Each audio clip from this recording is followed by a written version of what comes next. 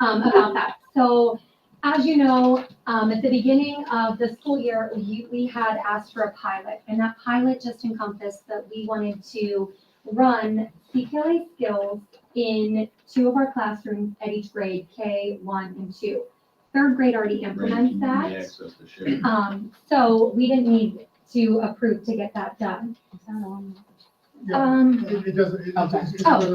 Yeah. That's for the TV. So basically, just to backtrack just a little bit, we know there's a problem in reading. There's a problem with our core. We're not at 80%.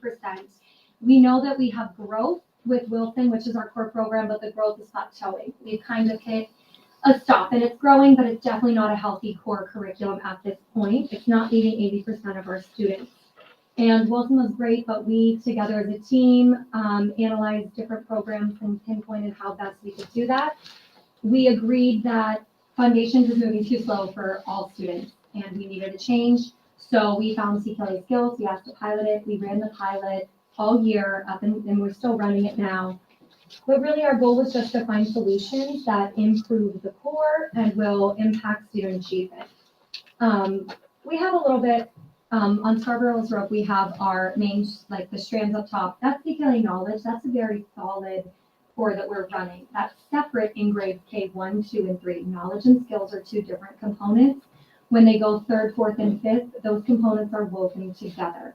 So we were looking for an answer for the word recognition bottom strand to help improve our readers' phonological awareness, decoding, and sight word recognition. So that brings us to basically the pilot and the results and what we kind of have established. So 12 classrooms participated in the pilot study. We did half at Ben Franklin and half at East High. We had lead teachers run that pilot in addition to a partner teacher at our school, and then 2 others at East High in my case, or Ben Franklin. And then the other 60% of the classrooms continue the course of action with Wilson Foundation. We also then Rob had sent out a survey regarding that, and he can explain a little more on the curricular analysis of that and saw what the outcomes were. But what we basically have established through that is that, keep in mind, although we didn't have materials the first 2 months of school, we didn't have training in place, but we have still made significant gains. So Rob, I don't know if you want to jump in and speak a little bit more on the survey that we had just sent out to teachers. Yeah, so what we did was we reached out to TAN to ask them for recommendations on what kind of curriculum program evaluation tool would be, the recommendation. And they gave us the Reading Leagues curriculum evaluation tool, which is designed specifically for structured literacy. It's pretty much their best recommendation for this kind of work. And what I did is I took that Reading League tool and I copied and pasted it into a Google form and sent it out to all the participating teachers and asked them to evaluate the curriculum based on the variety of criteria that form had put forth. I had the results of all of that hyperlinked in this presentation that is shared with all of you, so you can look through this, at your leisure. But open this over. But anyway, there's some really nice charts and graphs that will show that the CPLA skills program got very, very high marks from our teachers in most areas. As they went down through, the instructional quality is high, the approach is high, the way phonics is instructed is high. There were areas of strength and weakness that we're going to talk about here a little bit moving forward, but those results are shared with you. In the interest of time, I would just say if you want to look at the specifics, I can send that out in an email for the committee so you guys can peruse those at your leisure. So overall, one of the last questions on the survey was the pilot's teachers' support to adopt CPLA skills. 10 of the teachers out of the 14 agreed that we should adopt it. Through a meeting, we sort of established that it seems like 12 teachers would be on board adopting it. And so that's sort of what we're here to talk about, the strengths and why we feel like this is our next step of action and where we want to go. And I know we have 2 other literacy leads here with us too. Feel free to jump in at any point. Just to some strengths, big ones that I've noticed is the sequence of skills improved pacing. In second grade, we're getting to all reading skills that our readers need to be successful, strong readers. Decoding is there, our fluency piece is there. For me specifically, when I compare the two, and I had Wilson and now I have CKLA skills, the data that is able to come from each component of it is astonishing. I mean, we are pinpointing exactly like the word patterns that they need help with. They have their spelling tests that they're doing. They're able to use our data tool to see what patterns on the spelling test I need to reteach, what patterns I can move forward with. I'm able to do one-on-one reading assessments built into the program. It doesn't take any additional time to do that. We're teaching grammar structure or grammar and sentence structure. We are teaching writing. I brought with me some persuasive writings that my kiddos have written. I know for time's sake I'll leave them here so you can see. But narrative writing, narrative endings, I mean, what is being done in 60 minutes? It's a jam-packed 60 minutes, but it is amazing the amount of knowledge my students are gaining from this. The decodable text, I know, was one piece we were missing in Wilson. I mean, our kids actually have readers in all grade levels in their hands, and the stuff they are getting out of it. I mean, this is just one example. Like, they're real books, they're reading a chapter a day. It implements various reading strategies that is leading to reading success. With that being said, we're not quite where we want to be yet, but we have had some things hinder our ability to get there. Like the lack of materials, just learning curriculum first year can be very challenging. Learning how to embed the art of teaching in some things is always just a skill we work on improving, but it has strengthened my ability to become a reflective teacher and say, that wasn't that great, here's a note, I'm gonna do better in the next lesson, I'm going to change this. It's just really allowed me to make better data-driven decisions, know that I'm making a difference on my students and what they're doing, and hitting all of those components of reading that we were specifically looking for. I don't know, do you have any? You're doing great. You can read up there. I mean, we are, there are so many positive strengths, and I could sit here and I can continue to talk, but I just, when given the two options, I think it's clear to me what the direction we want to head. Now, weaknesses, I don't want to overlook that. Handwriting specifically too in kindergarten, it's weak. We can fix that. That's easy to embed a handwriting component. Writing, the process in second grade, it's there. I mean, we have editing checklists, we have rubrics, we have all of that. It walks you through exactly how to do the writing. But we can always improve and get better, and that's one thing I want to look into as well. And Robin, if I could just interject Yeah, very quickly, we absolutely. already have another team of lead teachers who are Yes. working on that writing, Mrs. Petroff. Yeah, I'm sitting here ready to interject. Stand up here and join. One thing I wanted to mention is, so one of the things, like for all of you who aren't teachers, let me put some things in layman's terms. So this reader here, so the people that are piloting the skills, they now have these decodable readers. So this was one thing that when CKLA was adopted, people said, oh, we need more readers. You know, the program is very heavy with background knowledge, which great because we want that. Scarborough's wrote, but it also has those read alouds. So what were we lacking? These readers. So now it comes with the skills. There are decodable readers here in their hands. That's what everybody wanted, readers in their hands. Well, here it is. So I'm here because I'm the third grade teacher, and what she was saying is the skills is already embedded in third, fourth, and fifth grade. So in 120 minutes, we teach the skills and we teach the knowledge. Well, they were lacking the skills. So again, it's always third grade where they come to third grade and there's disconnect. So as a third grade teacher, I'm very excited that now there's going to be some consistency with what they're doing in kindergarten, first, and second grade. And I understand, like, there are weaknesses, and hopefully we can address those. And, you know, there are weaknesses with every program. There's nothing out there that's perfect. So it's the art and the craft of teaching that we make this better. I love teaching writing. I've said this to this board before. So myself and Lee and Lisa Feidoff, we've been, we're very excited to look at another program, which I told Dr. Rigg about, that we're looking at for writing. Hopefully you'll hear about that later on, maybe in the summer. And that's the other thing that I say is they're not teaching grammar like they should in second grade, because in Wilson, there's just one page and maybe they have to circle now. Let's get real, that's not teaching them what they need. You know, I love Wilson for what it's worth, and I learned a lot myself with phonics and phonemic awareness, but it's just not what our students need. They could be getting more. So, yeah.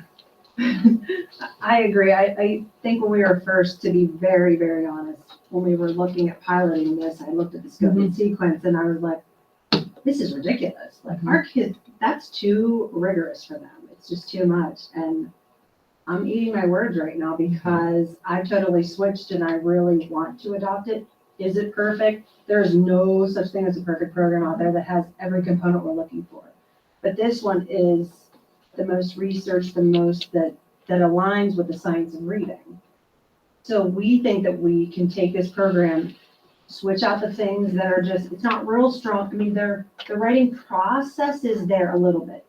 Modeling of each part of the process is not there. And explicit writing, modeling lessons are not there.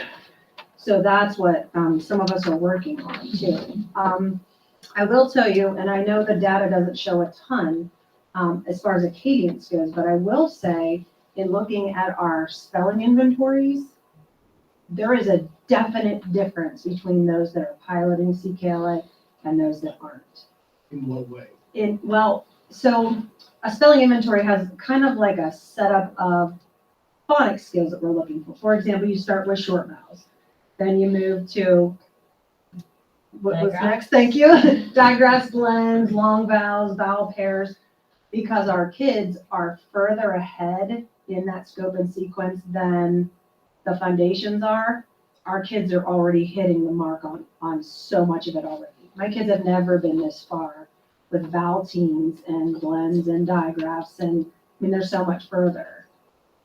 Now, is it showing in, I know we're still working on fluency and accuracy, and but we think with taking this program, taking things and making it just a little bit better would be a good fit. If I could do, I don't know if you knew, but we had a major problem with third grade spelling. So we were failing children. East Pike had about 30, right, Rob? Kids that were failing spelling. Then Franklin had 10 or 12. And so Rob did a phenomenal job of getting the group together, first the lead teachers and then all the third grade teachers. So on all of those in-service days, we met and we got to the root of the problem. So what was happening is kids were failing spelling because they weren't seeing these vowel teams and the schwa sound, things that were difficult for third graders. Why? Because in CKLA, you introduce the list on day 1, maybe do one more lesson in the activity book, day 4, and then give them a test, day 5. So, you know, I might not pass the test either if I wasn't explicitly instructed. So Rob got us together and we decided we're going to add 10 to 15 minutes of explicit instruction for spelling. Well, it's interesting because one of the reading specialists at our school, Belle Birch, was walking by Robin's room and she heard them talking about in second grade the schwa sound and the words that are in third grade and the spelling list. And she, like a bell went off in her head and said, oh my goodness, I heard the same words that you guys are having trouble with in third grade. They are learning them in second grade. So when they come to third grade next year, it's not going to be new to them. They've heard it in second grade. So the overlap and the disconnect is going to be so much better. That was music to my ears. And I was like, you know, because some people aren't believers. And so I'm trying to spread the word that, hey, everybody listen to this. So, I mean, there are just, you know, things that we're discovering about this, that there's no perfect program, but we can make it the best that we can. And we can fix hopefully like the things in kindergarten and make it more developmentally appropriate. So other than the spelling, is there any other noticeable difference? And I know this is still the first time. Writing. So the way CKLA teaches writing is they expect you to write to a prompt. but they'll teach you what is the writing process. What, you know, I can't write a perfect paper just the first time I sit down. I've got to go through a process. It might take me 3 or 4 class periods to make it right. So we do that because we know that's what the writing process is. However, CKLA doesn't teach that. So that's why we are, Lee and myself and Lisa Friedoff, who's 5th grade, she's not with us tonight. We're looking at this step up to writing, not because Rob wants us to, because we asked him if we could look into this. We also looked into CKLA's program, hated it, their writing, what it had to offer. We're like, this isn't worth our time. And it wasn't what's best for us, and we just didn't pick it because they were gonna give us a bargain or whatever, you know? Now, the lady that sells us really likes Rob, so. She's relentless. You know, I could just say, it's not a separate program either. Yeah. It's going to overlay. Yes, it's an overlay. So it's not like that, you know, we'll use this with CKLA. Yes, thank you, Kelly. Yeah. You know, I couldn't let that go Question wrong. was, you said that there was a noticeable difference.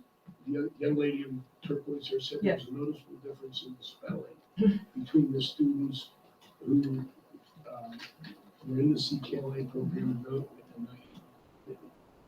the other students that weren't. Have you noticed any other differences to the advantage of the CKLA over those students that didn't have this, or weren't in the pilot program? I'll just speak to my grade specifically, but I can tell you in small group, when it's a smaller time where I'm able to listen to each kid read, I see them applying the skills that they're learning. And the interesting part is I have a win group, and some of my children are in there, and then others that are getting foundation. So I'm kind of watching where they, you know, oh, you haven't learned that yet.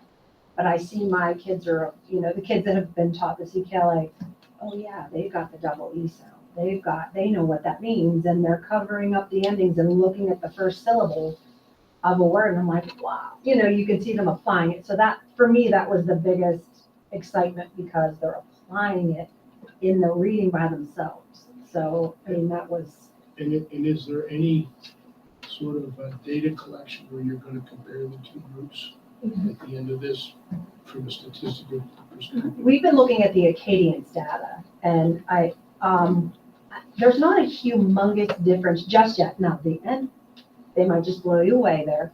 But there wasn't a big difference, but the spelling inventory was definitely one that stuck out. It was a huge difference. The comparing the Acadian two. state is inconclusive at best. We had some classrooms that piloted CKLA that far exceeded and outperformed the average. We had some that underperformed the average. When it all averaged out, there was like, you know, CKLA outperformed Wilson in some places, Wilson outperformed CKLA in others. The data, I would say, is inconclusive. Dr. Rugg? Were you looking at middle of the year data or end of the year? Middle of the year, so that was January, correct? Yes, sir.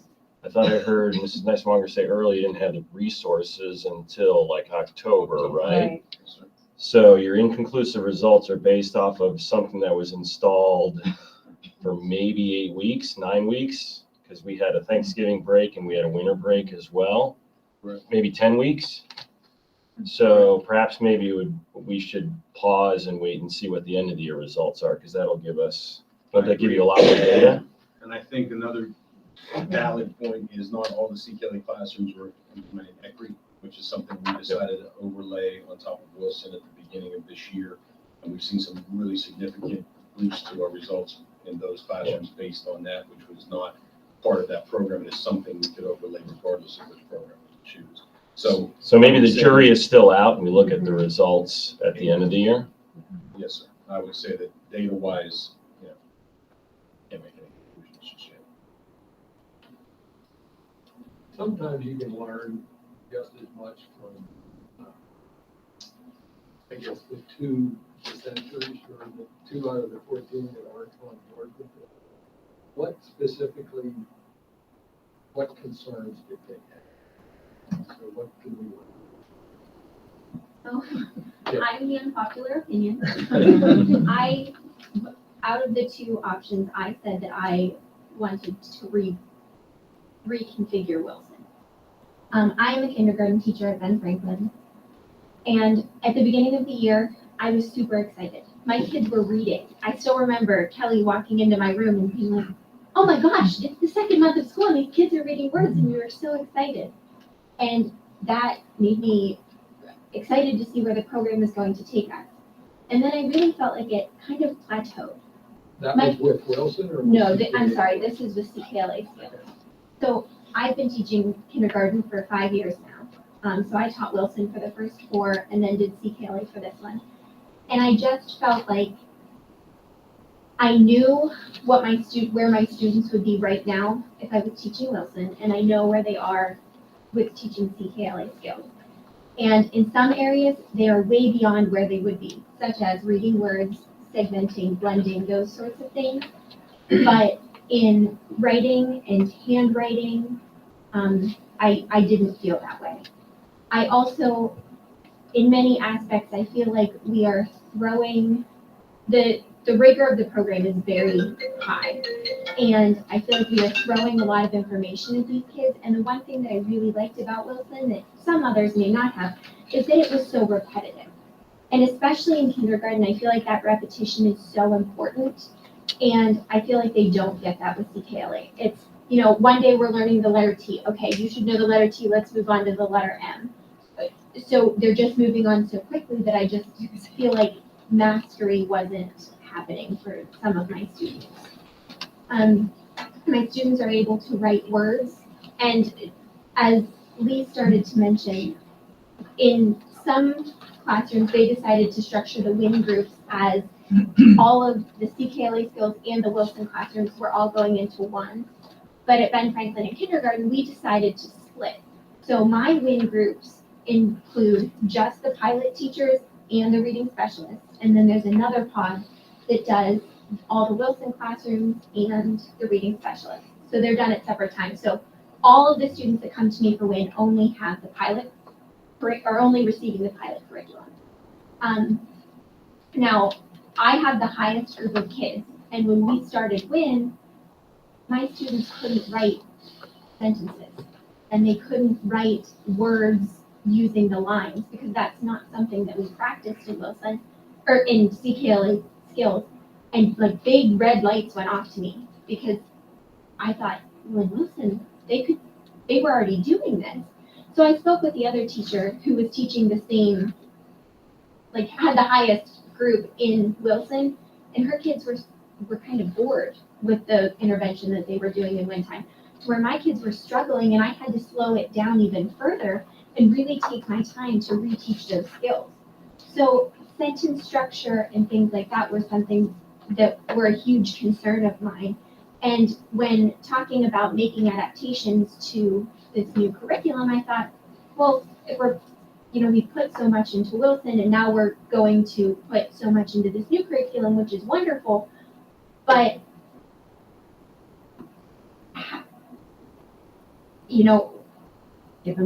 given the choice, we're buying a curriculum where we're walking into it knowing we have to fill these huge gaps. And it's just concerning to me that, looking at where my kids are right now and thinking about where they would have been with Wilson, that's just a concern. Are the two teachers both at the kindergarten? Yes. So maybe kindergartners need they need to do different just because of the way their brains work. Maybe they need to have. So I guess for the first, second, and third graders, you guys are listening and for their concerns. And is that some of the changes that you were talking about? Well, the kindergarten team at East Pike feels differently though than the Ben Franklin too. They're for it, so. They are for it, and we actually, earlier today, they sent me a list of the problems, because we're having some similar problems, and they sent a list of possible solutions. But I guess a lot of their solutions are, well, we'll add in this and we'll add in that. But getting through just the CKLA skills lesson, the rigor is so high and they're so long. Like Robin said, it's an action-packed time that you have. I can't imagine trying to squeeze in anything else into that time, because I feel like I'm rushing the kids as is and then trying to add something on top of that. I honestly don't know where I would put it in my day. And I think Paul would help. We're not gonna solve this tonight. No, this is Important aspect of Absolutely. This is just an update on the pilot so far. And if, I can, the next steps that the pilot team is recommending is meetings with the grade level teams to have, build some consensus to see if the teachers as a whole are willing to make this change or would recommend this change, or if they'd like to try to fix Wilson. Either way, we don't have a perfect program, as I think Lee or, Angie said that, or Robin, maybe they all said it. There's no, programs don't teach kids, teachers teach kids, and we know that. What we want to do is, come up with the best situation for our kids to give them the best opportunity to succeed, and then have those teachers, whether it's Wilson or CKLA, there are going to be tweaks necessary. We know we have to adopt a new writing program regardless of which decision we make. We know that we need to really practice the handwriting, we need to practice the writing process, and we need to do a new tool or a new process to do that that's consistent across the district. We're aware of that. The other thing is Wilson, from the very beginning, if you remember back 5 years ago, Wilson was designed as an intervention program. So the plan always was to replace Wilson once we got up to 80% of our students on, and move Wilson to that win time. So the nice thing about this is when we move Wilson to the win time, we already have an intervention program that all of our teachers are very well versed at, trained in, know it, eat it, sleep it, breathe it, etc. Now we have the high rigor core program with that safety net in place. So it's kind of the best of both worlds in a lot of ways. So now again, we have some work to do. We're not saying to the board right now we want to adopt this tonight. We have some conversations to have, but being that we may have to cancel the May meeting and we might be in June, I just wanted to bring this to your attention. If they go back in the next couple of weeks, and these lead teachers, who I want to publicly thank for the work that they did, because they chose to take this on. And now they're taking on leading conversations with their building level teams that are difficult conversations, because, my predecessor would say the two things that people hate, right, are change and the way things are. And, so they're going to have that tough conversation and bear it out. And if those conversations lead to, a majority of the teachers support this change, then we'll bring that back to another board meeting. We'll give you another quick update with a quote and say, this is what it takes. Financially, we have set aside ESSER's funds for this adoption because we knew something had to be done. The lead teachers identified over a year ago these problems that we had with our core.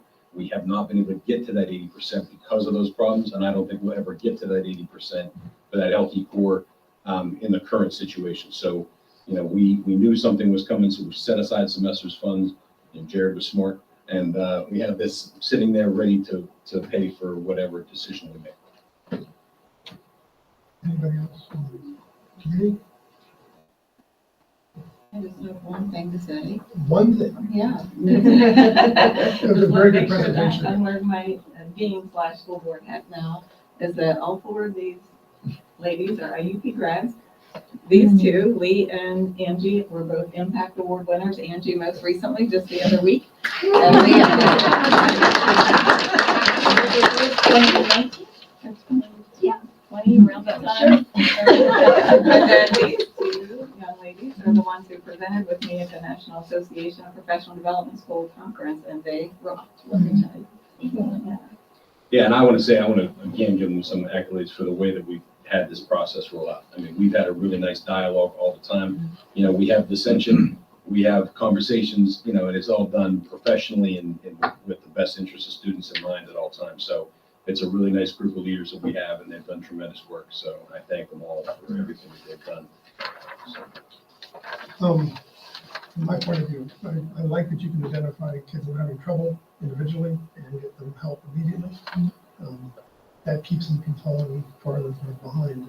If you miss something in reading and you miss it for 3-6 months, then I'm not a reader anymore. So catching it early, I think it's wonderful. We've had Wilson for over 5 years. This is 4 years, for 4 years. And we've plateaued. The scores haven't been going where we want them to be, which is about 98% success. So I'm pretty convinced that Wilson by itself isn't going to break the nut. And so we have to keep doing these kind of experiments you have to keep tuning things. We have to get these kids on and right. Okay. I'm concerned that every 5 years we do another style, maybe like hemlines. I don't want to do that. I want to get really, really good results. Okay, really quickly. So I'm not satisfied at 80%. I'm not satisfied at 85%. Okay. Yes, he should have a mic, I, because people in the audience are gonna be online are gonna start Can screaming. you hear me now? That's them, not us. Okay. So historically, we have not done what we need to do. Our kids are coming less well prepared than they were a decade ago, 2 decades ago. And the community doesn't have the resources that they might have had to get to kid on the ground that they do today. So we have to do a better job here. And if it takes this and a reading program, a writing program, we got to get it going. Okay, and we don't have 5 years. Okay, this is something we need to make some good decisions. We need to make the right decisions and get them in place last year. Okay, because these kids are not getting any younger, and that's really one of my drums that I beat. And we only have these kids for 12 years, and for God's sakes, we should be able to teach them to read. So, thank you.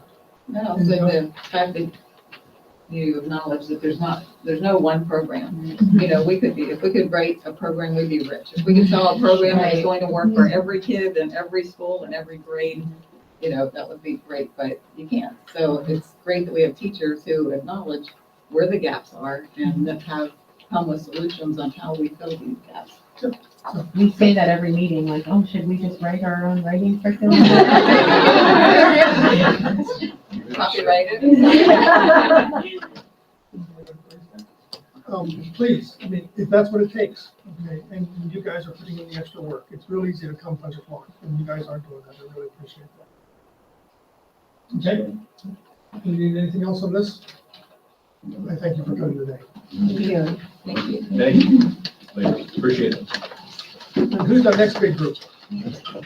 I would say either, well, big group, we have the school psychologist and PSS team. We also have Mr. Larry Cadillo here from the high school about archery, so whichever one. How many folks are you? Just me. Want to go with the other one? Yeah, go with the other one, you live. Sorry, Larry.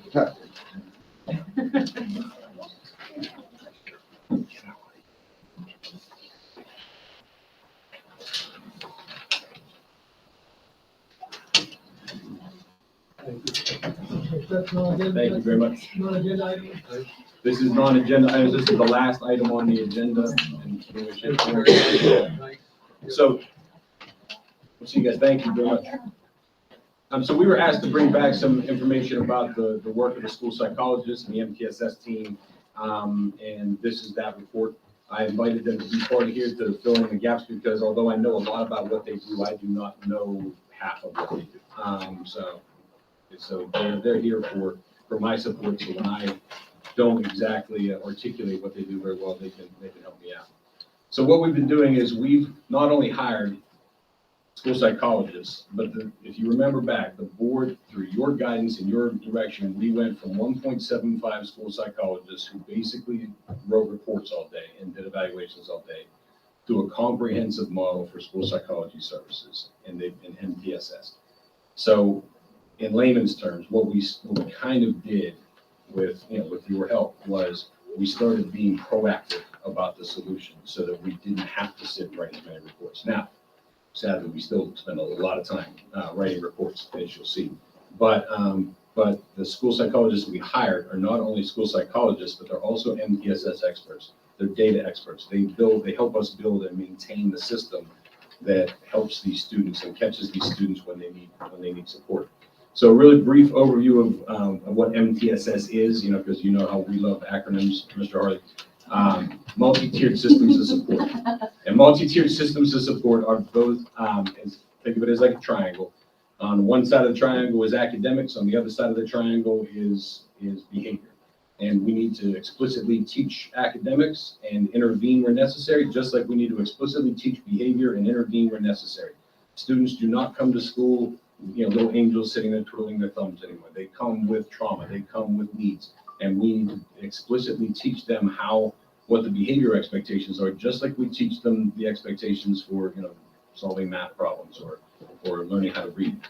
So what MTSS means is it looks at the system of kids, and if you have a healthy system, 80% of our students will be okay with just the regular tier 1 instruction. That's what is all students receive in the classroom. So like I was talking, you heard me reference in CKLA, we're about the 70%. We're not quite to that healthy core yet. And we don't know we're ever going to get over it with the system we have right now because the program in place moves too slow. We believe that if we would adopt a program like CKLA, that we will get up over that hump and have a healthy core, which will then free up our reading specialists to really get good at their jobs and really intervene with a smaller group of kids and then really help all students. So 80% are okay with tier 1. The other, another 10 or so percent, maybe 15% need a little bit of extra help, tier 2 interventions, small group instruction, extra support in win time. Win is what I need time that we have built into our schedules at K-5. And then even more, or even fewer students, 5% or so will need intensive supports, what we call double dip, where our reading specialists, as trained experts in reading, go and they pull those students out again, and they really get down in very small groups, one-on-one sometimes, working with those students to get them back on track. The idea here is that we have fewer students that are in need of evaluation for special education, because if the system is working at its optimal level, then we'll have less what we call curriculum casualties, students who end up being recommended for special education evaluations that really don't need special education, they just need a better curriculum instructed to them. So that's the goal of MTSS. And then we have psychologists spending less time writing reports because there's less evaluations. So that's MTSS as an overview. The multi-tiered system of support involves the work of everyone. Our administrators work on this, our school counselors, our reading specialists help build this core team. The classroom teachers are involved, gifted coordinators involved, the special education teachers involved, the SAP team is part of this. But at the heart and soul of this is the school psychologists / MTSS coordinators that we've hired. They are the ones that really helped us build this system. They designed this system with the work of the administrators, and they're the ones that are the keepers of it, the gardeners of it, cultivating it all the time. At the goals of the school psychologists / MTSS coordinators are pretty simple. We ask them to improve academic achievement for all students. We want them to promote positive behavior and mental health. We want them to support diverse learners. We want them to create safe, positive school climates, strengthen family and school partnerships, and improve school-wide assessment and accountability. And this is really based on the National Association of School Psychologists model for comprehensive services. And we're proud to report that we're almost there. We're really, really close to having a comprehensive model. What are their primary duties? Well, their primary duties are to support tier 1 instruction. They spend a lot of time coaching, a lot of time in data meetings, a lot of time looking at curriculum and solving problems, like the spelling problem in 3rd grade. They helped us spearhead that. They provide professional development and coaching, and a lot of it. They lead data systems. They are our data experts. They're the resident data experts who really understand the assessments. As Dr. Runge, who is a trained school psychologist, was quick to point out there may have been flaws in my assessment. But no, thankfully, because I agree with you, but they are the people who are trained to instantly know when the data is solid data, when the data may have flaws in it, and they give us advice on how to proceed. They build and guide the MTSS efforts. They administer student evaluations. Those are those reports to decide whether or not the student needs special education, and they develop and conduct advanced tier interventions, which are those. Not only do they build the data system and help monitor that data system to see who needs those interventions, but they also help decide which ones are evidence-based and are going to be effective, and they help train the teachers on how to administer those interventions. So they have a lot on their plate. What does that translate into numbers and data? Well, they're probably the busiest people in the district, with maybe the exception of our administrators. And they are constantly collecting data. They do what we call the SWAT team. 3 times a year, we do benchmarks. They get together a team of school psychologists, reading specialists, interns, And they go in and they assess all the kids at once so that we lose as little instructional time as possible. We get that data entered into the system as quickly as possible. They attend bi-weekly grade level data team meetings. So at the K3 buildings, for example, they will attend 6 meetings every 10 days, just looking at the data that the teachers are working with and making recommendations based on that data and working with that team. Then they have advanced tier meetings in some of the buildings where they'll attend about 4 meetings every 10 days.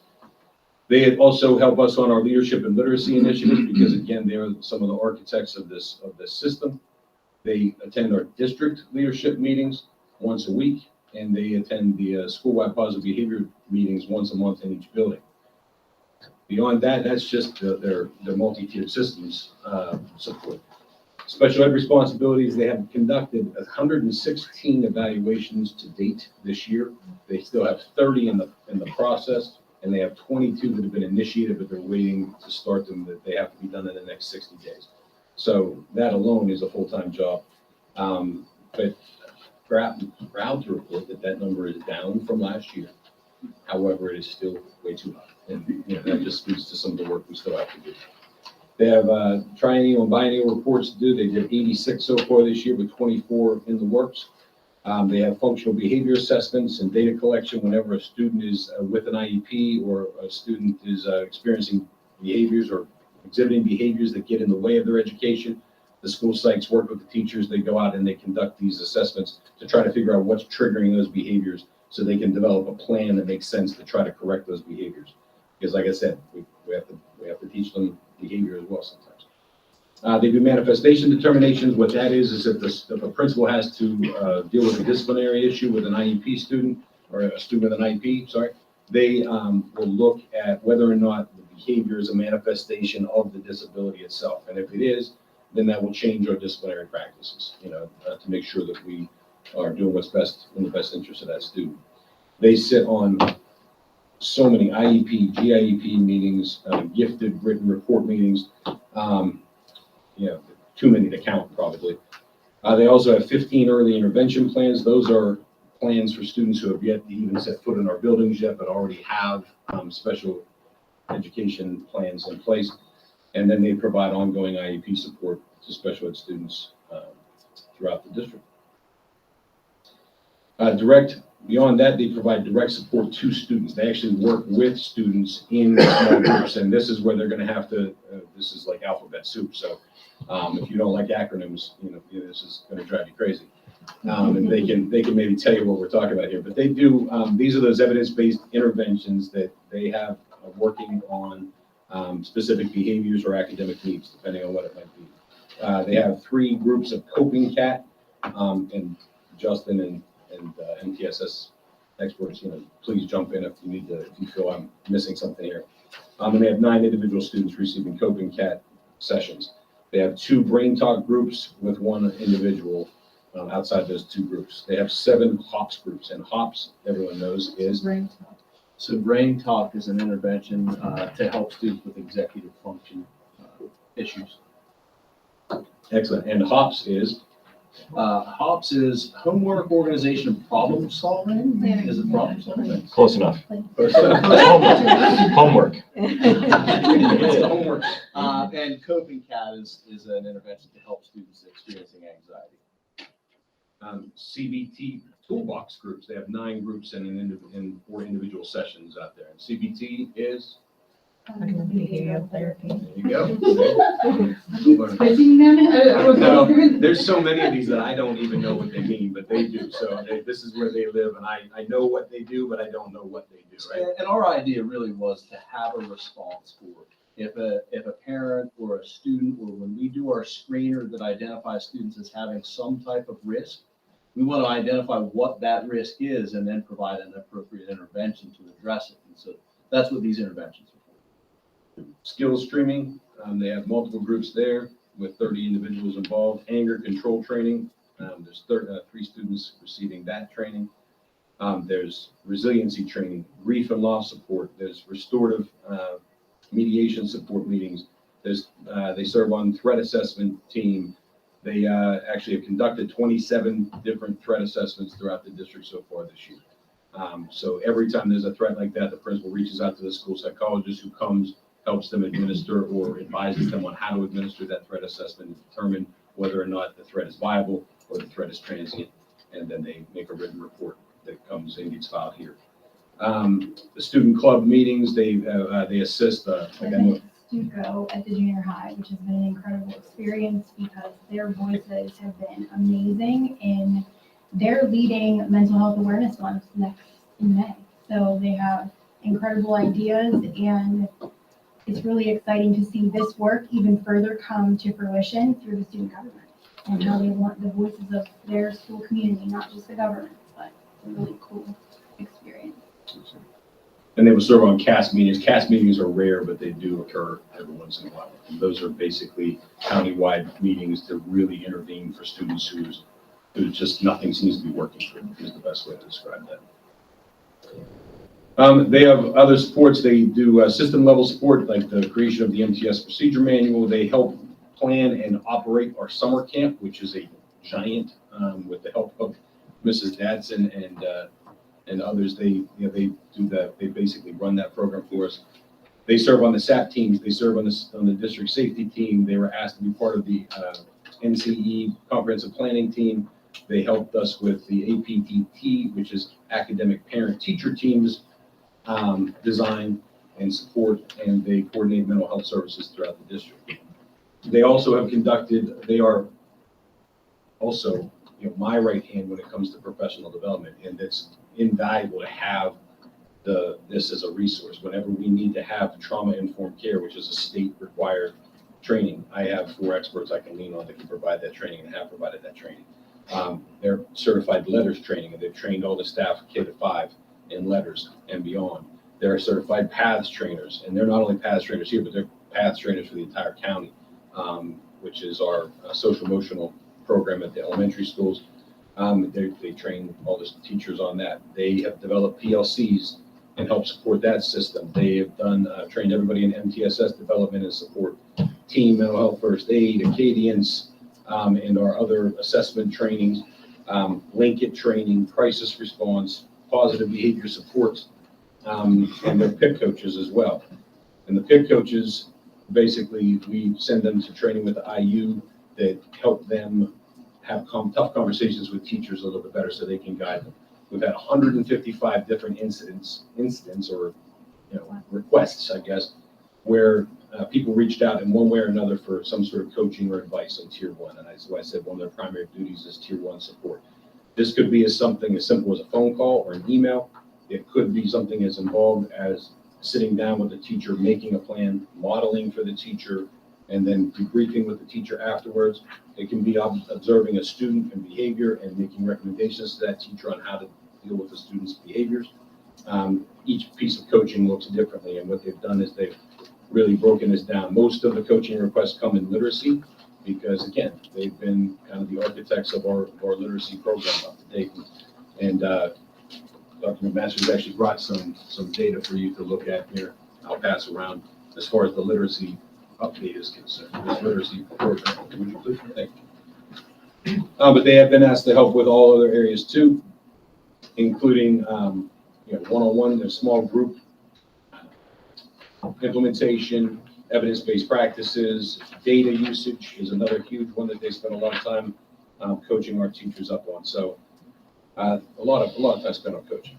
So that's pretty much the MTSS the school psychologist piece of MTSS. They do a lot of work trying to support those students who are struggling.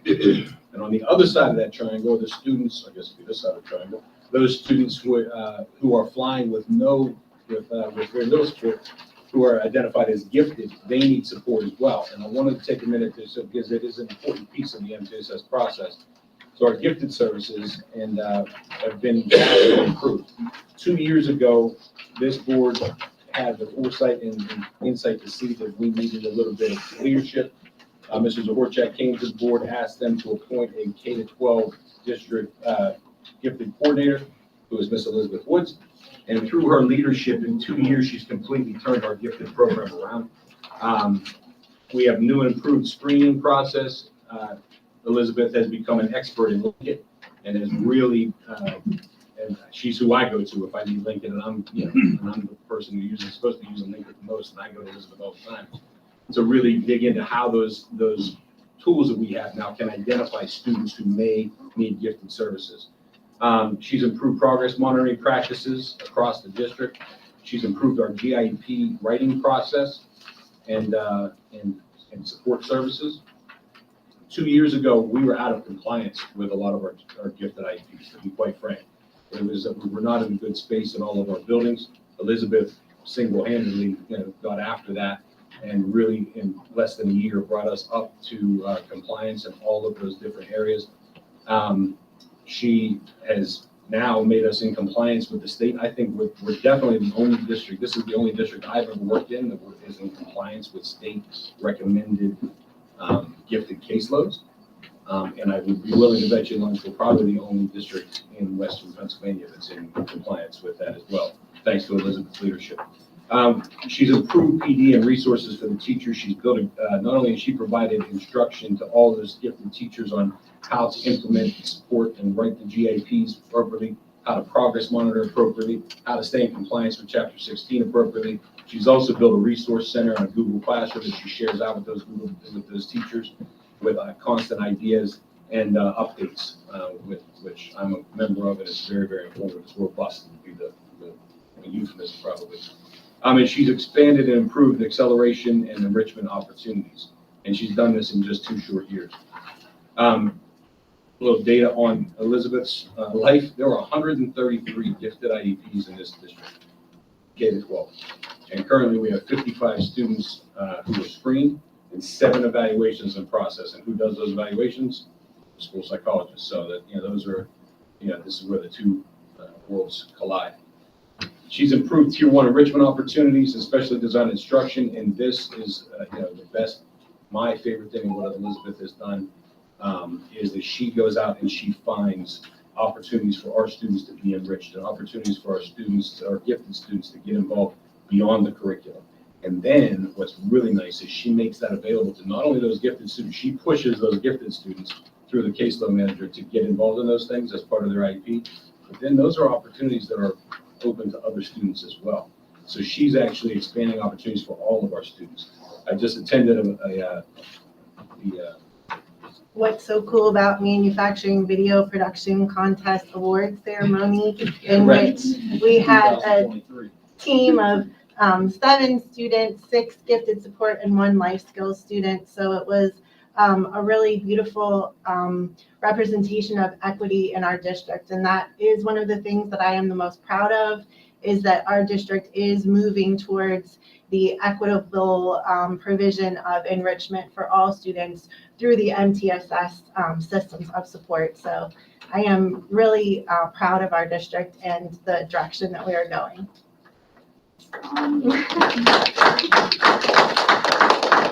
And I won't read them all to you, but there's a list of all the projects that Elizabeth has either self-initiated or taken advantage of or helped other teachers take advantage of to really improve these opportunities for not only our gifted students, but for all students.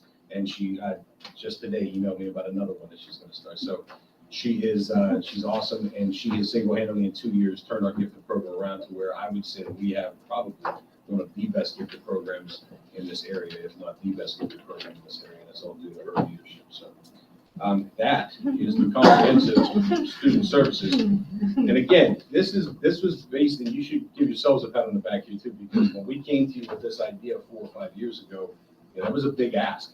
And you guys stepped up and said, yes, this is important to us. And in that 4 years, these people have really delivered on that. And it's a tremendous system. And I don't want to put too fine a point on it.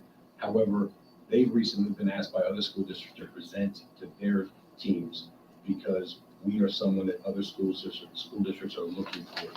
So as an example, so we have not only developed a successful model, we've developed a model that the state is looking at as something that they can roll out to other people. It'd be nice if they have fun with it. It's a good thing. 5 years ago, that list was unfulfilled. Fortunately, a list of all the things that psychologists were doing was, no one was doing that work. We didn't have the teams, we didn't have the interventions. 10 years ago, we had a part-time psychologist that was sent. And I assume, that he wasn't seeing 131 kids. So, tremendous services that we're offering to these kids today. And again, due to the administration and your efforts. So I don't know how you can not do that with the situation the world's in. So, congratulations. It's all about them. All we do is ask them to do the work, and they've done it all, so. Yeah, but it's a tremendous amount of work that literally 5 years ago, we were doing none of it. And the kids were suffering through, so without any help. 100%, it should be on the, link on the agenda, but if it doesn't work, I will email it out to the committee. And can I just real quick add on the summary data that was shared out? I can also, as an afterthought, I was thinking a timeline would have probably been helpful with that information. And you're probably like, why are current sixth grade students listed on any of this? So I wanted to try to take a look at our students as far back as we could go for a similar cohort of students. So every bar graph you're looking at is as much as possible the same group of students. And something that, so that's, yeah. So for example, students that are our current sixth grade students did not have any of the structured literacy changes or flexible grouping intervention opportunities. And then you can kind of see how that has shifted and how we've also rebounded in many of the areas from after the shutdown, and how fewer of our students are falling below or well below benchmark as a result. And it's not to say that there's still not work ahead of us, but I am just so proud of the work, and I'm proud of my team, and I thank the school board so much for the support, because I left my previous position to be in a place where I could impact all. And if you ask me how many students I serve, it is every single student in this district, because that's how I feel about the work. And I couldn't be in a better place to do it. So I just thank the board and the administration. Just for fun, Yes, sir. EOY and MOY. I'm sorry, end of year. Most of In year. middle of year. Most of Most of year, that's great.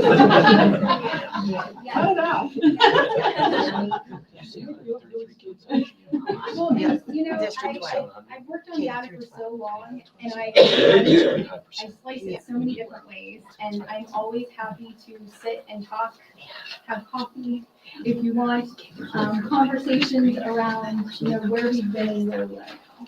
So you mentioned that this shows the impact of the reading programs that we have coming out of the COVID. Can you give me an example of how it does that on these Sure. graphs? Yes, ma'am. Here, I'll start this one. Okay, so for example, let me see which grade level here. So I will just choose current third grade students. So this is the purple and pink. And though the students in this cohort were part of our very first year of implementation. This is when we started Foundations and Heggerty, and we were off to a crazy, incredible start. And so this data reflects what we had right before the shutdown in March. This was our mid-year data, and it was very promising and extremely exciting. So we know that students in kindergarten missed the last, and we did the best we could with what we had at the time, with a whole 9 weeks of instruction. And so then we have students entering first grade, and this is where it gets confusing, where you're like, wait, you said end of year. I went with what we had because that's what we had pre-COVID or during the shutdown. So then it's end of grade 1, end of grade 2 for these particular school years. And so what I think is very relevant is that at the end of grade 1 in 2021, we were still at a 50-50 split, which is very significant. And then and so also I think it's important to point out, in grade 1 in that 2021 school year, we still had masking, we still had quarantines, and some students ended up with 2 quarantines, 3 quarantines, and they were out of the classroom. So that is a very significant amount of instruction in addition to the socialization and being a part of the classroom, and we were still distancing. And I know I want COVID behind us as much as every other person in this world, probably. I think the reality is that we are going to see long-term impacts and consequences for a while. And I know I see it at the junior high with the mental health of our students, even students that I encounter in the hallway, and just a quick conversation, and they are just pouring their hearts out. And so they're hurting for sure. And by having the ability to provide supports, there are definitely variables that we're going to be working with for a while. But I think back to that, how is this helping?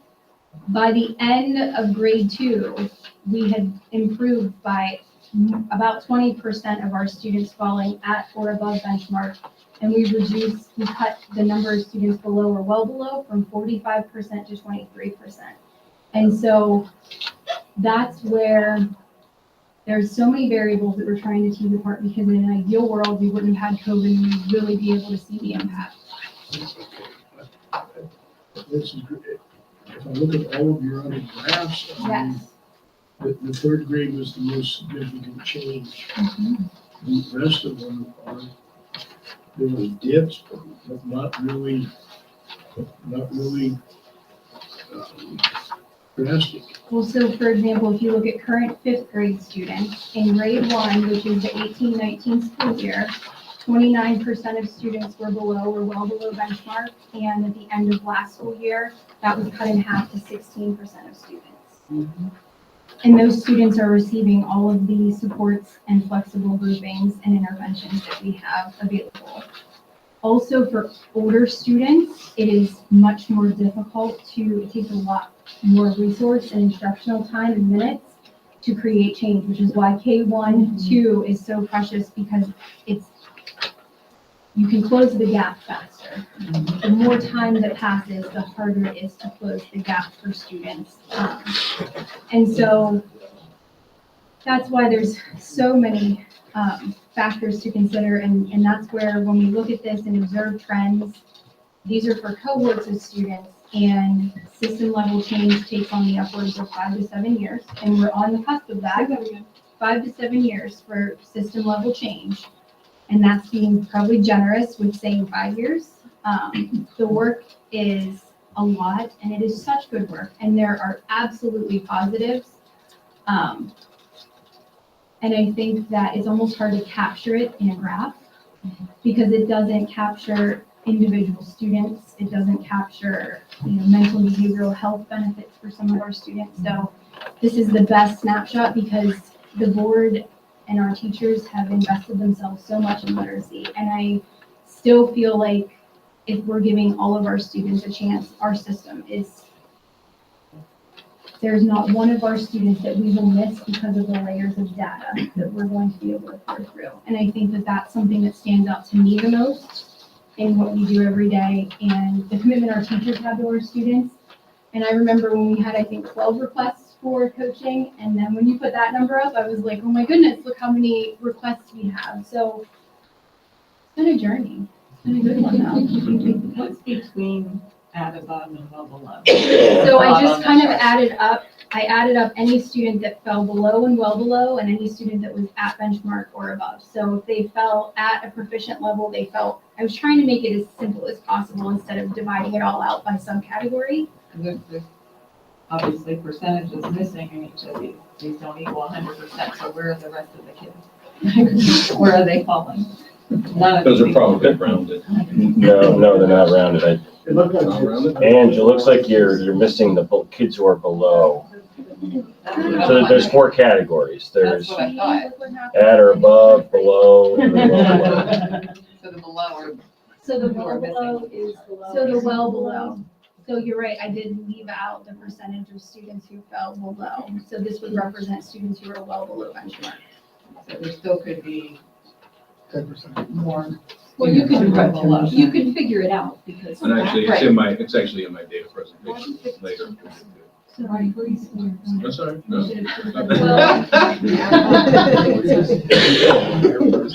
Oh, like this is 82% right here. Yeah, so 18% would be below. Yeah, 16%. So one way to kind of maybe interpret what you have in front of you without trying to do the math, like to figure out what's the percentage that's missing, because you're absolutely right, Dr. Reagan, that there are numbers missing. So with each cluster of bars, the left cluster would be the kids who you want to see those bars getting bigger. And then the right cluster would be the ones you want to see getting smaller, recognizing that we're still missing a percentage of kids in the visual display. But if the left-hand bars are getting bigger and the right-hand bars are getting smaller, then that also means that in essence, the percentage of kids that are missing is also dwindling as well. I apologize, that was an oversight. You're looking at trends that essentially the two extremes, kids are doing well or really, really well, and the kids who are not doing well. That could be fine too. You mentioned just as an aside that you would stop and talk to see kids. In your observations, not as part of the data, but just as your, what are you seeing as the key issue that's lasting from the pandemic? I mean, I look at it as a little bit of a lost generation, and that's that, because that was. I feel like what I see whenever I'm interacting with students is more internalizing type things. And we know the outward comes out in behaviors in the classroom, in the hallways, in the cafeteria, wherever. So I would say that there are some students that when I interact with them, I'm surprised that there are feelings that they're having about whether it's being all together. I mean, that's a huge factor as well. We've gone from being so separated and having staggered transitions, fewer students in a building, to all of us being together. And I feel like that has been probably the greatest challenge, is wanting a quiet space, because you've gone from having a quiet space to being back in a building with. So, do some of them feel academically inadequate and they just can't, they don't want to go there? That's a very good question. I will say, I feel like students' ability to find their words to explain it is hard. I will also share that as part of my transition in the junior high, one of the parts that I've been looking at is our advanced tier system for check-in, check-out, and please correct me if I'm wrong, Tony and Mike. There's definitely, it's not just behavior. Most of our students who are displaying behavior difficulties are struggling in the area of literacy, which then we know impacts attendance, and there's this big ripple effect. And there's usually not one layer, but a common thread is that several students are having difficulties in literacy or in another area of academics. And they're becoming much more self-aware of that, is my experience. Older. What other areas of math? Math, and there's a lot of overlap. I would say math and reading are the two areas I've spent the most time with. So I think any of those areas where they're going into the classroom and there's expectations, which we know expectations are really important. We also know that no one likes to feel less than, or like they're not able to reach a level of expectation. And our teachers do a beautiful job working really hard. And even at the junior high, a lot of teachers are really wanting this, let's work on building our connection with our students and teaching them the academics, because there is that significant component of getting students to make the connection in the long term. How is this paying off for me in the long run? But that's sometimes really hard for them to think about if they are, where am I getting my food? Who's putting me on the bus in the morning? Is somebody going to wake me up? Do I have to get my younger siblings on? There's so many factors for so many of our students that I think it's very difficult to encapsulate what some of their struggles are. And so that's where I feel like if our system is designed to offset the risk factors for our students, because risk factors aren't additive, they multiply. And so the more risk factors the student has, yes, there's a level of resiliency, but the more that you have, that's why it's so critically important for us to have as solid of a system as possible, so that we're able to try to offset that as much as we can to give every child a chance for their future. In our society, if you don't have, you feel very left out. I mean, it's a humiliation, particularly right down to the tennis shoes. And that's an old example. Now it's the how fancy is your phone and the plan and everything else. So I mean, it creates it's like a golf game. It's handicaps. And I would just add, after working with student council, and I also went with them to the TRUE conference, which is it focuses on vaping, but it also focuses on student mental health. And it was so interesting to me that that was what they want to tackle it, because I think that there's so many of their classmates, they have the best pulse, I think, as teenagers and young adults. And so it's been very eye-opening to see what kinds of supports, and I'm so excited with all the teams, and I really feel like we're off to a good start with the junior high team as well. Something just to add to talk about things that look, a little bit different since COVID. When we look at the younger students are coming in with larger language gaps. And so we've really started to see that over the last few years. So we've been able to, through our problem solving tiers, identify some different interventions. And the IUP SEACH program has been huge for that as well. But we've been able to build some of that because we're seeing that language deficit, we just need to fix that to be able to get literacy on track. You're talking verbal? Verbal, expressive, receptive, both areas have been impacted, and coming out, it's going to take a while for all of that, post-COVID to come out, but what we're seeing is that's definitely been impacted with the kids coming into kindergarten. You're talking about literally able to speak, right? So some students able to speak, some students being able to even know, like if you say a word to them, be able to identify what that is. So we have some different interventions that we use to start to build those skills, prepositions over, under, those types of areas. There are students that are coming in without that knowledge, yes. Well, that's pretty profound. It is very profound. And then that connection to literacy, it's very impactful for students. Wow. And I would add, I'm sorry. There's a lot of research that's being done right now on delays and deficits in language skills, receptive or listening abilities, expressive and talking abilities. Language foundations are the foundations of later reading comprehension. So it's one of the biggest predictors of later reading comprehension is your language skills in the early grades. Even before you're able to decode, those language skills predict later reading comprehension abilities. So with COVID, many preschoolers, early school age, all the kids were deprived of a lot of language input. Many of them might have been at home having really good conversations with their parents and lots of, rich verbal interactions. Many of them were not. And even in middle and higher SES families where parents were at home working from home, trying to raise their kids and monitor their kids' education was very challenging and actually has resulted in less language input. High quality language input is super important. And so children who are at home with families who are less verbal, have lower vocabularies, then we're receiving even less of that input because they weren't at school all day, listening to the rich verbal environment at school. They also weren't getting as rich instruction in vocabulary, grammar, because all of that was being delivered via online. Many of them were not getting that. They were having to have that read to them at home and then not getting it. So there's a lot that's going to be coming out in the next decade, really, to follow these kids, even infants.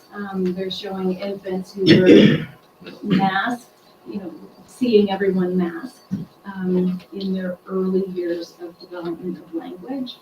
We're not seeing people's faces, facial expressions. A lot of early communication foundations are nonverbal. So there's going to be a huge impact on what's coming through, and that later, what we'll see, we'll only know 5 or 10 years, what the ramifications of that are. It's huge. It is huge. And just to add, last thing, and then I'll start talking to you, just to piggyback on that, that's where the rich language and vocabulary and knowledge building that is part of CKLA has really benefited our students, because especially students who struggle with reading, because I'll say, like, how are you doing so well in CKLA, but social studies is a struggle? Well, CKLA, I have something, I'm bringing something to the table, so I have something to participate with. And so the table is set, and they don't have to bring a single thing to the table because everything's provided. So if I need to know about this body system or this part of the solar system, it's there. It's not dependent on going to a planetarium or visiting a museum. It is all given to every single child. So their participation doesn't depend on their experiences. And I feel like giving those hooks, those knowledge hooks, helps facilitate their comprehension of more complex text because it takes the cognitive load off of getting the words off the page because they have some background knowledge to go on. Yeah, like a risk factor. Wow, this is really great. I just have one more question. So all of the, I mean, it's impressive with all the meetings you're attending and reports that you're writing, data you're analyzing. and This all did make this. me feel like, no wonder some days I don't know that I can breathe, but But do you feel like, do you find you have enough time, all of you, in your day to work with these kids who are really struggling emotionally and, you know, do you feel like their needs are being met adequately? the one piece I reflect on is often, and please feel free to chime in. For me, I look at when are they available that I will make sure that they aren't missing something academic. That's always a concern for parents and for the student because then it elevates their anxiety level. So I do my very best to schedule my students with any possible opening. And I've had some teachers who've been very wonderfully flexible about like, yes, this is a good time to take them. So I try to work as much as I can, and I have to recognize my limits. So I almost feel like because of only having so many slots available where they're not missing academic time, it does allow for the other pieces and parts. And so we become pretty strategic schedulers, I think. And then any Yes or no? Do you feel like you're meeting the Oh, needs I of mean, all these kids? Or? I think as best as we can without them getting behind in academics, yes. And I also think, you know, therapy is not designed to be an everyday experience. So But I I think feel, with some of the kids, until those social emotional needs are met, it's gonna be hard for them to do academics. right, You know, and, so that balance and being, is really important, that they, you know, because they're in class thinking about all these other things that are emotional issues they're not going to learn any. You know, you're talking about pulling them out, and I understand you probably have to have parent permission. You have to pull them out and look at them, so I can see where that might be an issue in some situations, but it just seemed like, you know, there's so many meetings and so many things, and we have so many kids with these needs. I just want to make sure that their needs are being met so that they can go back into the classroom and be. Just to add on that too, so two things, we have a great team that we're working with, so we have ACRP staff, we have counselors, like there's a lot of other people that are part of this puzzle. So I think like we're able to kind of meet the needs of a broad spectrum of students. The other thing is what we're teaching them are skills they can then apply in those scenarios you're talking about. So I'm in class, I got a test, oh my gosh, I'm anxious, what do? Oh, wait, here's my little reminder from Mrs. Morelli, it says, take a deep breath, focus. So we give them those tools, so they can go back and use them, and then we check in with teachers to say, are they using their tools, are they not using their tools?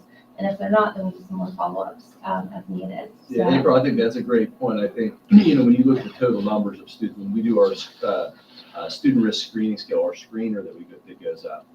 And if you're looking at, I know when we started at Ben Franklin, that number was at about 24% of the total population was either at medium or high risk.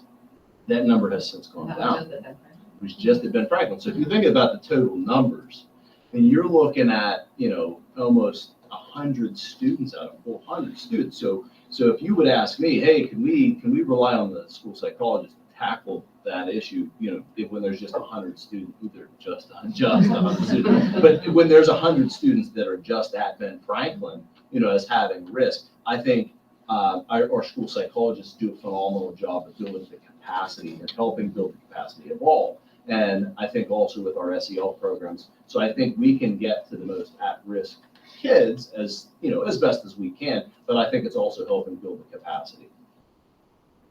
I would just add to that it's the whole process. So we have the SAP process. So, you know, we do those screeners 3 times a year, but we have a way for teachers, parents, anyone to refer students through the SAP process so we can have those discussions. And then we do have those advanced tier 2 meetings where we're talking about students that are already in that process or receiving some sort of service, where we're looking at data and saying, okay, is this working?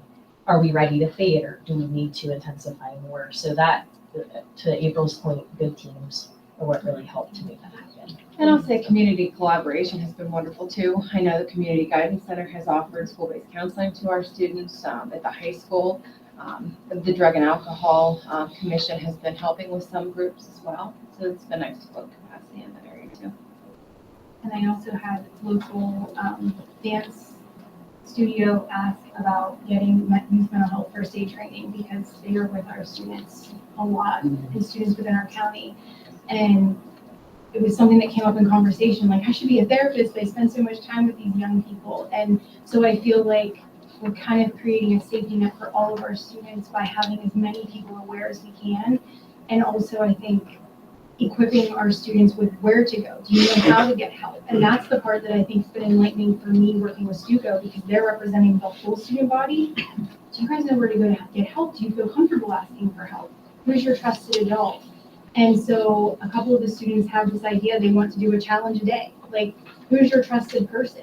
Tell that person why they're your trusted person. Or what's something you're grateful for today? Or what's a kind thing you can do for someone? So we're really trying to tackle it from so many different angles because, I mean, that's the part of this work that sometimes I say I feel like my heart's too big for the job because every single child that I see, I just want to be able to fix the situation.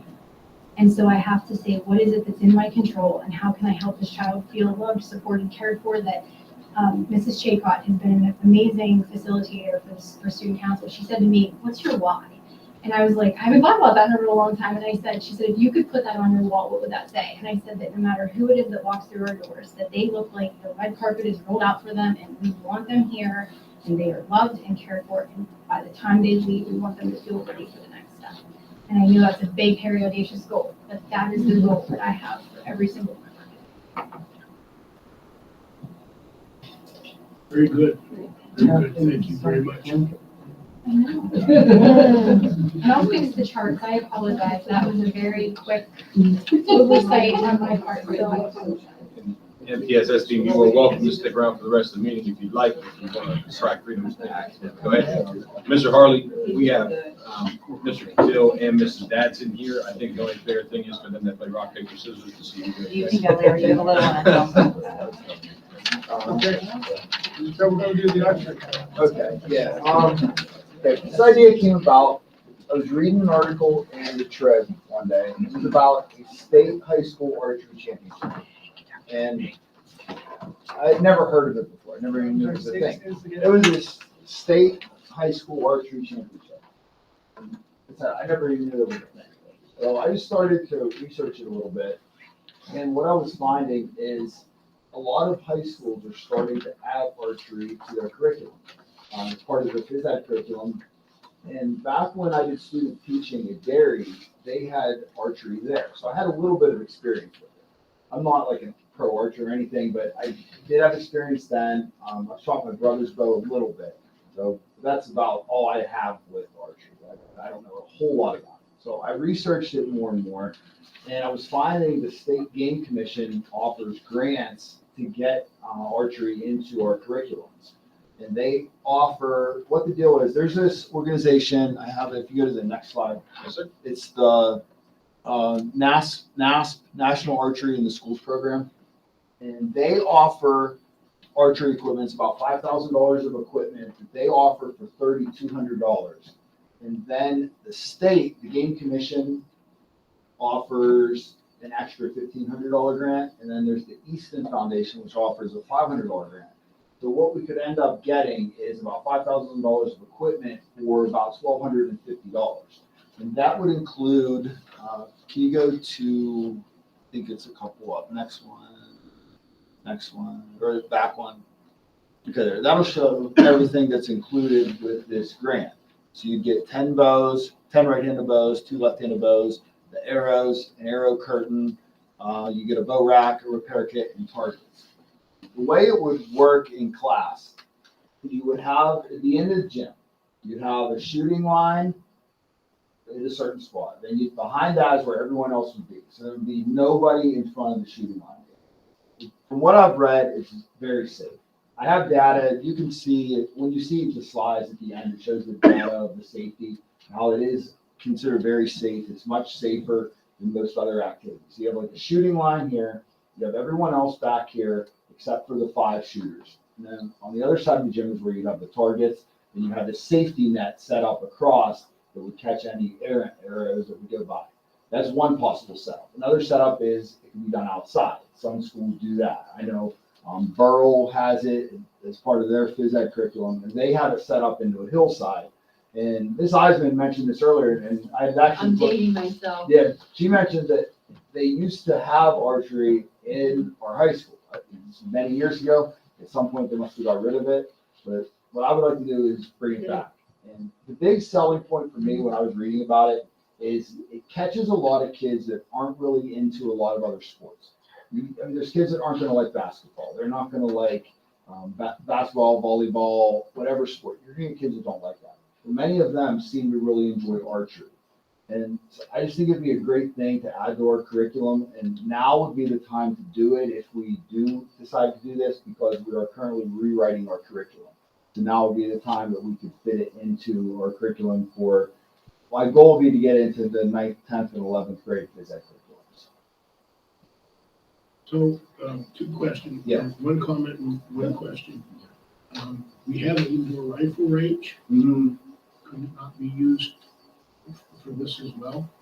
It doesn't have the seal, it doesn't have the typical seal. And these are long bows versus These- compound bow? They're compound bows. Like, there's a picture, go ahead, a couple slides. It's called a Genesis bow. It's a compound bow. It has a 20-pound draw weight, which it's pretty low for a bow.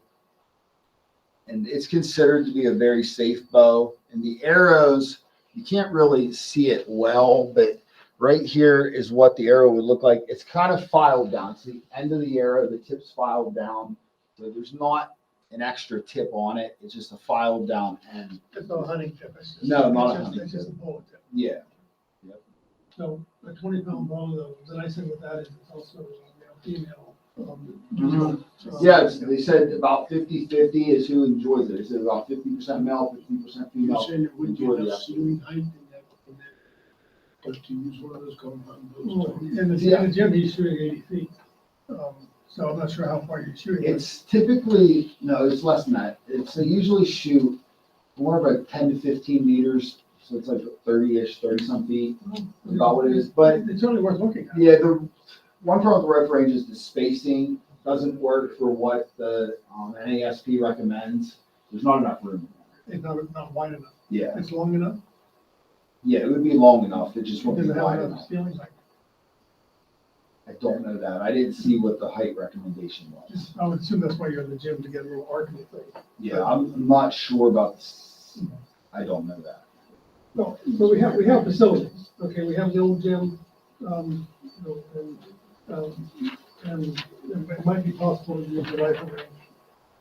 But that's also being used for batting cages too during the spring and the fall and the run up to, that's probably, the rifle range is probably being used for both rifle. Well, not during the school day though. But the other problem with the rifle range is if we're using it, if we're talking about like for just phys ed, the rifle range, you could have probably only set up 2 to 3 targets. It's just not really feasible for a whole class, because you're gonna have a whole class, Oh, they're gonna be waiting the whole time.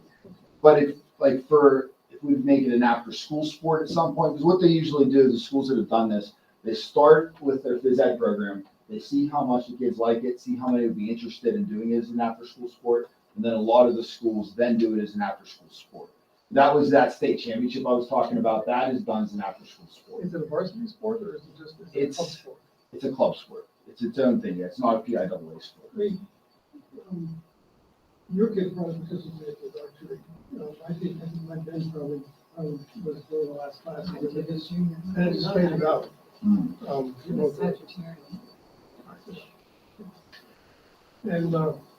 I'm not sure why. I suspect that, we didn't have somebody like you that was pursuing it. So, Yeah. I mean, I'm certainly would support it more. And with all the grants that are available, and you're right, it's gonna get some kid that doesn't wanna run 5 miles. Yeah. Yeah, that was the biggest But thing. it's also gonna, I mean, it's clearly, females won't participate. Yeah. I'd certainly like to see it move on to motion. Are the numbers for the rifle team increasing, staying level, decreasing? I'm not sure. I mean, there seems to be a fair amount on the team, because I know after school, I spend a lot around there. I would say it's been pretty consistent. Yeah, that's what I It was would way, this take away from the rifle team, or would you be able to offer both, like different? I don't know when the after Yes. I archery don't season know. runs. No, Rifle no, runs in the winter. But what you're talking about doing is introducing it as. Yeah, right now, it's activity just- in PE, which doesn't take anything away. If there's enough interest, then we'll have a bunch of kids in here in 5 years and want to want to go to nationals. And archery hunters love archery. It's really, it's more of a sport. So Larry, I think I understand that your curriculum is really full. If you add this, what's gonna get done? That's what we have to look at. I don't have the answer to that right now, because we're currently rewriting it. I don't know exactly my guess is what we could try to do is we wouldn't really bump anything, maybe just cut a class period down of a couple different things. Maybe one less basketball, one less volleyball, one less football. So it's not gonna have a major, like, I don't plan on cutting anything. That's my hope is what we could do. I can't answer that right now. And then what grades did you say? 9th, 10th, and 11th. Okay, so senior high on, okay. All right. And Mr. Harley, as Larry mentioned, the HPE curriculum team is working on their curriculum revision right now. That'll be coming to you at probably the next academic committee meeting for the revision. I did talk to them about Larry's proposal. They do support it. They're going to write it in there. And because they're up for their adoption, there will be some curriculum money set aside for some of these expenses too. And the reason that Mr. Bill wanted to come and talk to you ahead of time was because with your permission to move forward with some of these grants, we had to get permission a little before, with the cart before the horse a little bit, so he could apply for those. Yeah, that's why I don't have all the information on it yet, because to actually get the information, I have to send this letter to Game Commission that says we want to do it, but then that kind of commits us to it. And that's when we'll get our training, that's when we'll get all that. Yeah, I think the board will support. We need a motion, okay, we can have. No, we'll put the motion together and have it at the next board meeting, and then. But in the meantime, get started. Okay, yeah, thank you very much. Okay. Thank you, Dave. Okay. If you want to jump to Ms. Dadson, she's number 2 on the agenda. Here. Hello, thanks for having me tonight. I'm coming to ask the board for approval for my class to go to Camp Allegheny. The only cost that the board would have to pay, I guess the school would have to pay, would be for the substitutes for Matt Scaife, Larry Cadill, Brenda Pierce. I would not need a substitute because I will be with my class. And then the cost of overtime for my paraprofessionals that are attending with us. The actual cost to go to Camp Allegheny will be covered by the funds, the income that we've made at Commons Cafe. And the reason why the students had chose to go to Camp Allegheny, the last 2 years, we have gone to Hershey Park. And we started going on a end of the year field trip, CBI trip, community-based instruction trip, because of all of their hard work. And the students vote, and this year they decided they wanted to do something different. And doing something different was going camping. So we had to come up with a unique area to go to. And so we decided, we looked up Camp Allegheny. They will supply activities for us, lodging, food while we're there. We'll be able to make s'mores, have hot dogs, sit around a campfire. And a lot of my students have expressed they've not been out of Indiana County, or have they stayed overnight anywhere. So this would be a huge experience for all of them. Storytown. Somerset County. Just a quick plug, when Mr. Johnson was not yet Mr. Johnson, I used to spend a week or so in the summers there every year. It was one of my favorite places to go. I know your kids will love it. Campfires, s'mores, walks in the woods, just all sorts of different activities to do. Some of my fondest childhood memories were from there, and I would imagine that Ms. Dadson's class will have the same opportunity. Is this given camping or camping? Cabin camping. It's a cabin? A cabin.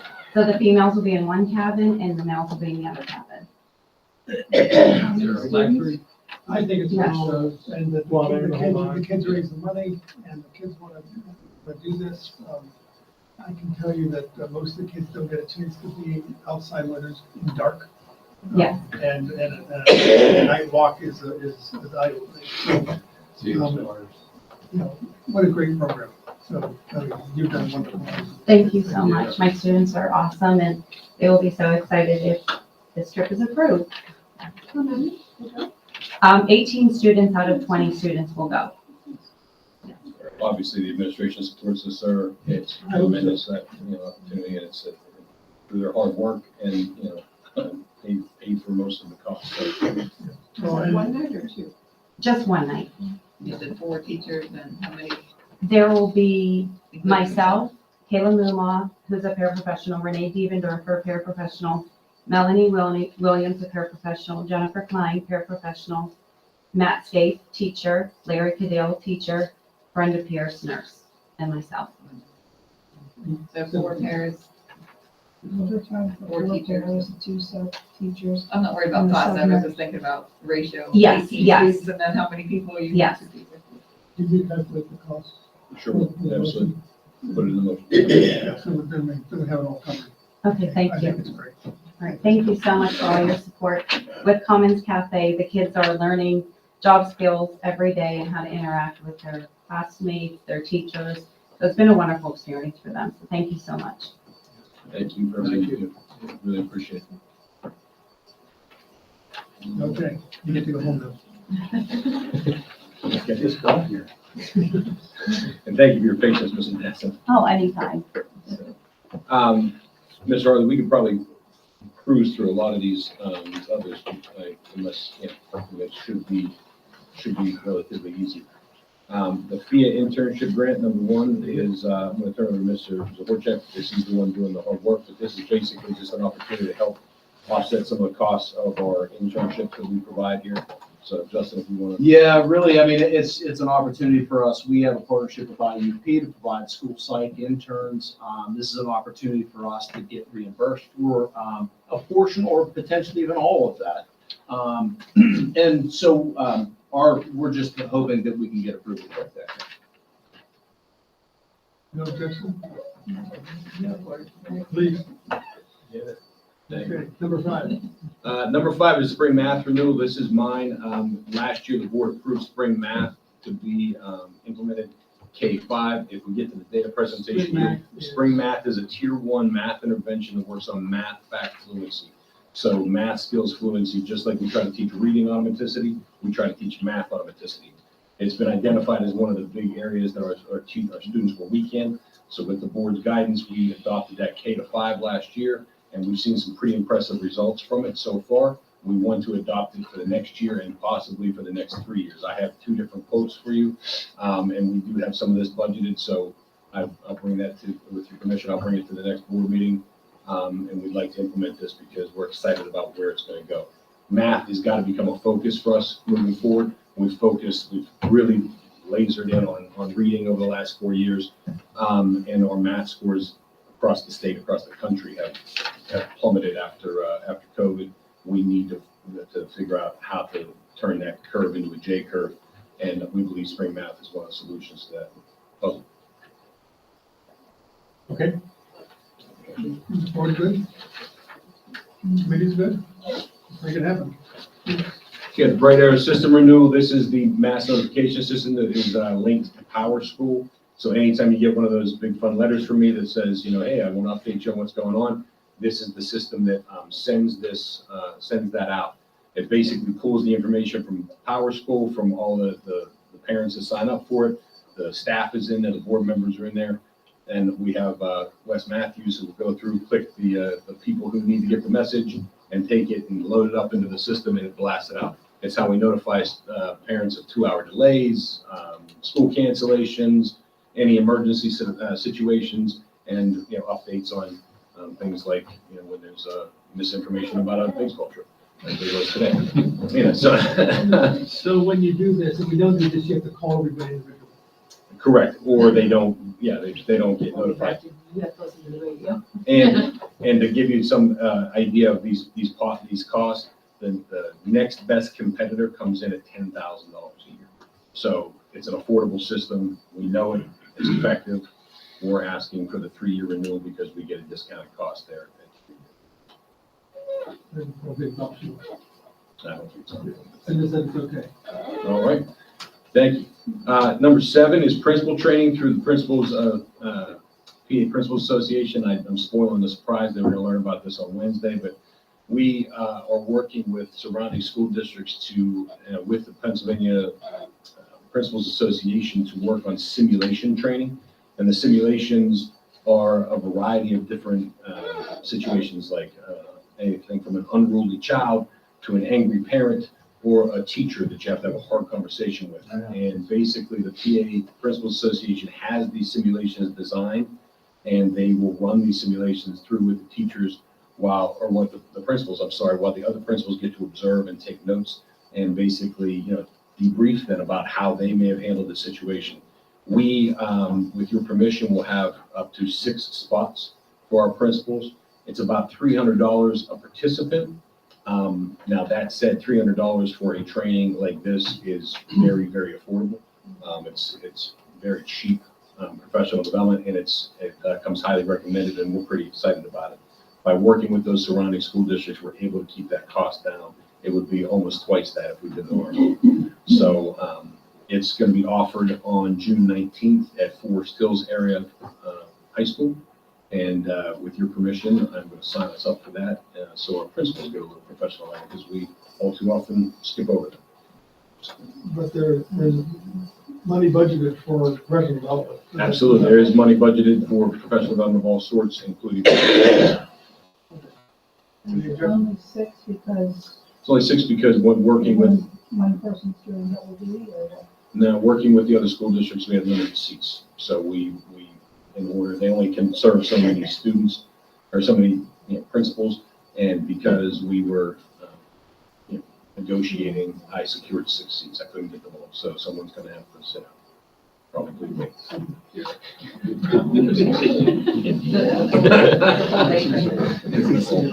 What's that? A whole day training. It's a full day training. Get credit. And they get credit, and they can get through, and they can get through 2 to 4 simulations in a day, depending on how quickly they are. So we're hoping that we can get through at least 3 of them, and really have a nice conversation. And they're gonna be working with colleagues from other school districts too, so they're gonna get a breadth of opinions on how to handle it. So we're excited about it. They can be the closest home charge for the whole district that day. There you go, that's it. Get him a scooter. We'll probably play rock, paper, scissors to figure it out. Okay, so we'll support that. Excellent, thank you, sir. Moving on. The PACE survey, the next year is the next opportunity for the PACE survey. You know, if you've been paying attention to anything we do, we use PACE data to inform so many things. It's across the state. It's administered in grade 6, 8, 10, and 12. They are running a 4th grade pilot. At this point, we have respectfully declined the 4th grade pilot because we're not really comfortable with where it's going right now. So, but we are asking for permission to run this in grade 6, 8, 10, and 12 with our students next year. Board policy says that we have to, it's free of charge, doesn't really cost us anything. We just get the participate and benefit from the data. However, board policy does say that any of these surveys that are administered for our students have to have board approval. So I'm asking for your approval to participate. Sue? Absolutely. Absolutely. Okay, put on the agenda. Yes, sir. And the last item, if you want, is my data presentation, which I will warn you, is 65 slides. However, I can give you, if you'd like, an abbreviated version, a summary of what's going on, and then share the data presentation with you if you'd like to, just have me kind of set the stage. I would say let's wait and maybe have a shorter agenda next time and really focus on our data. The next academic meeting is like in 2 weeks. No, it's not. It's going to get bumped because of the Act 34 hearing. So we're not going to have another academic meeting probably until. So. I still think we gotta do that. Okay, I serve the rules, but so. Yeah, when we're more fresh. Yeah, and and again, it's linked here, and so you can go on the agenda and look it over. You'll see what we call real quick. You'll see the COVID cliff illustrated very, very clearly, where the PSSA data is here, COVID hits, and it drops. And I have put together a combination of Indiana area school districts versus school districts across the state that have similar demographics to us versus Indiana County versus Aaron IU 28 versus the state. So you can see where we are in relation, and you'll see the same pattern. No matter where you are, COVID cliff is real. It's not an excuse, it's a reality, you know, and we are included in the slides are efforts that we're taking already and efforts we're planning to put in place in the future to correct that. So, and then a lot of the reading data that I told you we would reference is involved there as well. You may need a little. update this too. She's gonna update that, but that's not included. There's something similar included, but not that exactly. So you'll be able to see each grade level's reading data and where they are compared to where they were at the beginning of the year, middle year, and then we'll include end of year. That big factor. And that actually might be good to see it at the end of the year. So it'll be 75 slides. Yes, sir. Amen. There's a lot of data. We do a lot of things, so it is. Yeah, I love the expression in your face when you said 75. It'll be summertime. I have a You can just 5 slide this rule. day. You can't say it in 5 slides, you don't say it. I wish I could boil down the data from K to 12. That's what I thought, into too. 5 I mean, the Why don't we do it on presentation the- is 5, we do it and on that's what I Zoom? try to do is Professor 5 slides. Right. We'll do it on June 19th, wait. So be ready, late.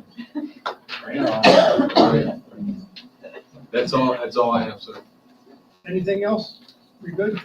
Well, we got another record. Let's go home. The longest meeting. The longest. Going in the wrong direction. I think we were longer one of the. Julie hadn't started asking questions.